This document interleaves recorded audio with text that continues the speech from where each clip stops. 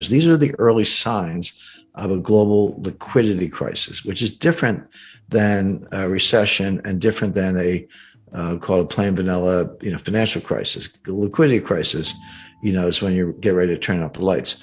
There's a dollar shortage around the world, and people say, "How can that be?" The Fed printed, $7 trillion of money. M0 actually higher than that. I think it went up to 9 trillion. They just flooded the zone with money. And the answer is yes and no. Yes, they did print, over $7 trillion of base money, so-called M0. But that money didn't go anywhere. The Fed, how does the Fed print money? Well, they buy bonds from dealers, from the big banks, the so-called primary dealers. So the open market desk at the Federal Reserve Bank of New York calls up Goldman Sachs. They offer me 10-year notes. Goldman says, here's a price. Okay, done. Goldman delivers the notes to the to the Fed, and the Fed pays Goldman. And that money comes out of thin air. That is money printing. But then Goldman takes the money and gives it back to the Fed as excess reserves. It doesn't go into the real economy. Nobody borrows it, nobody spends it, nobody lends it. All that happens is at the Fed, you're building up both sides of the balance sheet. You're building up the asset side with U.S. Treasury securities, and you're building up the liability side with deposits from the primary dealers in the form of excess reserves. So that money doesn't do anything. I mean, it's printed, if you want to say that, but it has not caused inflation. The inflation comes from, as I discussed earlier, from the supply side. The price of oil, supply chain disruptions, wheat, food, gasoline, etc. The inflation is flooding in, and it's exacerbated by fiscal policy. Now you have to, what I just described about the money printing, that's monetary policy. Okay. But fiscal policy, which is the 5 or 6 or probably $7 trillion of deficit spending, that's helicopter money. When the federal government and the Congress and the Treasury hand out checks, that's helicopter money. That's not like giving Goldman money and then Goldman gives it back to you. Forget that. It doesn't do anything. I mean, it exists. It doesn't do anything. But when the government hands out checks, that's real. Now, some people saved them during the pandemic. A lot of millennials opened accounts on Robinhood and started trading cryptos. They could, kiss that money goodbye. But more recently, that money has been spent, and that's when the inflation really took off. So that was driven not by monetary policy; it was driven by fiscal policy. But getting back to the strong dollar, there's something else going on, which is the entire international monetary system is driven not by the Fed, but by Eurodollars, by money that banks lend to each other so that they can support their balance sheets and lend to customers or offer transactions to customers if they will. And the main transactions is approximately $1 quadrillion of derivatives, options, futures, forwards, swaps, swaptions, I could go on and on. All of that, almost all of it, has to be backed up by collateral. I could say, if I'm a hedge fund and you're Morgan Stanley and I call you up and say, Edison, I want a $5 billion total return equity swap, which is basically a derivative basket of stocks, and I can buy and sell stocks all day long up to 5 billion, but it'll be notional. You'll pay me the profit or loss and dividends, but I don't actually own the stocks. I just have a $5 billion swap with you. And then you go out and maybe buy the stocks and hedge your position.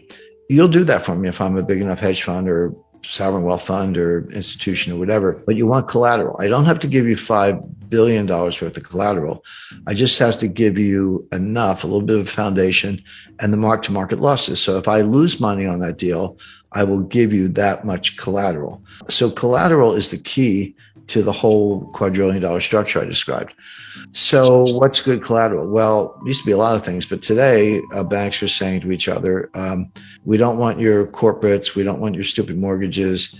We want, 2-year treasury notes, maybe with a haircut, or 6-month bills, 4-week bills, 30-day bills, the best, absolute best, most liquid form of collateral. Well, okay. First of all, there's a scarcity of that. There's a collateral shortage, and banks desperate to prop up their balance sheets are asking, we're going to get some treasury bills, and they're bidding for them at prices that produce yields to maturity lower than what the Fed will give you for free. So if I'm a bank and I can call the Fed and the Fed will give me some treasury bills and I give them cash under an agreement to unwind that, and the interest rate on the cash is whatever, why would I go out in the market and bid on a treasury bill that pays me less than what the Fed will give me for a phone call? Why would you do that? The answer is you need the bill. In other words, you don't need an expanded balance sheet. You don't need more credit at the Fed. You need that bill to pledge as collateral on this quadrillion dollars of derivatives. And that's what's happening. So how do I get a bill if I'm Deutsche Bank or Credit Suisse or UBS or Unicredit or Barclays or anybody else? I need dollars.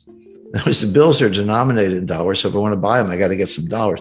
So there's this huge bid for dollars that can be used to buy the treasury securities, to pledge as collateral, to prop up the balance sheet. And that's what's going on behind the curtain. That's the plumbing. That's why the dollar is strong, even though everything about the US economy is weak, meaning recession, long-term depression, deficits, trade deficits, political dysfunction, borderline civil war. It's all bad. But if I'm Deutsche Bank, I need those dollars to buy treasury bills to prop up my balance sheet. But if you can't get it, or you can't get it at a price, or the dollar gets too strong, et cetera, or the yields get negative, et cetera, what happens is, and this is happening, the banks are reducing their balance sheets. And it's just a matter of time, in my view, not guaranteed, but one could see a situation where suddenly some major player goes bankrupt. They can't meet a collateral call, or a bank gets in distress, or there's a run on the bank. Now we're back to 2008. This wouldn't look like 2020. This would look like 2008, except worse.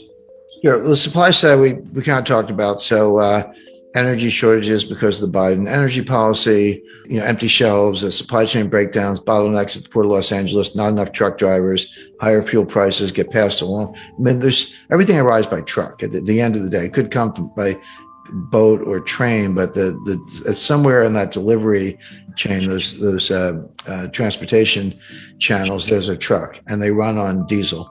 And when the price of diesel goes up, the price of everything in the truck goes up, because you got to factor the delivery costs into the cost at the counter. So that's kind of what's going on from the supply side. Demand side inflation, what's called demand pull inflation, is mostly psychological. In other words, consumers get it in their heads that prices are going up for whatever reason. Maybe they actually are going up and they extrapolate from that, or they have other reasons for believing that. And so what they do is they pull demand forward. And I lived through this in the 70s. This was what was happening in the 1970s. You want to buy a refrigerator or a car, or, a new suit or clothes or anything. And you go, you know what? I better go buy it now, right now, because it's going to be, if I wait 3 months or 6 months, it's going to be a lot more expensive. So you do, but what you're doing, you're pulling all that demand forward, and it feeds on itself. Prices are going up because there's more demand, possibly combined with supply shocks. And then when the prices go up, it validates the narrative. It's like, oh, see, I told you, prices went up, better go buy more. And it just feeds on itself. So, but they're very different. So the Fed, it's one thing to say the Fed can't do anything about the supply side inflation. The Fed can't do anything about it. The Fed doesn't drill for oil. They don't drive trucks. They don't pilot ships, and they don't work farm equipment. They can't do anything about it. They can do something about the demand side, which is destroying demand. So now we're in a situation, by the way, we're not all the way to demand pull inflation yet. In the 70s, it also started on the supply side with the Arab oil embargo in 1973. Then there was a second embargo in 1979 from the Iranians. So those supply shocks did tip over into the demand side, and then it just has a life of its own. We're not at that point yet. We're getting dangerously close. We definitely have it from the supply side. It hasn't yet affected the consumer side of it. In fact, consumers are pulling in their horns. I mean, they say the cure for higher oil prices is higher oil prices. In other words, if the price goes up, people will drive less. Or if you lost your job, you might not be driving at all. So there's another way for those prices to come down, which is the high prices themselves destroy demand by themselves. And then that results in lower prices. And that is happening. We have seen inflation come down a little bit. I know it was higher than a lot of people expected beginning in the middle of last year, but they are starting to come down a little bit right now. But the demand side of it has not yet caught fire. But there is something else the Fed can do. they can destroy demand. So how do they do that? Well, raising interest rates. So what happens? Credit card rates go up, mortgage rates go up, new housing purchases slow down, car financing, leasing rates go up. So people stop buying new cars, etc. If you do that enough, you can destroy demand, but it's at a very high cost, because what are you doing? You're putting the economy in a recession. So can the Fed deal with supply side inflation? The answer is yes, by destroying demand and putting the economy in a really severe recession. So nice job, Fed. That's between a rock and a hard place. Let it go. And it'll take a long time to fix the supply side, or crush demand so much that it fixes itself, but at a very high cost. And the Fed is doing the latter. It's a very, very imperfect, blunt instrument, but they are destroying demand. Now, so here's the policy question. Does the Fed know what they're doing? The answer is always no. They never know what they're doing. They pretend they do. They say they do, but they don't really. Do they understand what I just said? Not really. So what are they going to do? They're going to keep raising rates because they got to crush inflation. And that's what Volcker did. Leave aside whether that was really the problem, but that's what he did. So Powell is going to keep raising rates, and they may raise them 75 basis points in September, again in November, again in December, into 2023. And you're like, wait a second, Jim, you said we're in a recession and unemployment is going to start to go up and there's demand destruction because of higher interest rates. And that may result in declines in housing prices. The inflation may cool off. So why is the Fed raising rates into weakness? And the answer is because they don't get it. They're always the last to know. And they're very political. Don't let anyone tell you the Fed's not political. So here we have the situation where the inflation is coming from the supply side. Fed can't do much about it. They can destroy demand, but that'll throw us into a recession. So why are you raising rates into what may be both a coming recession and a global liquidity crisis, which we just talked about? The answer is that's crazy. You shouldn't do it, but it's the Fed and they probably will.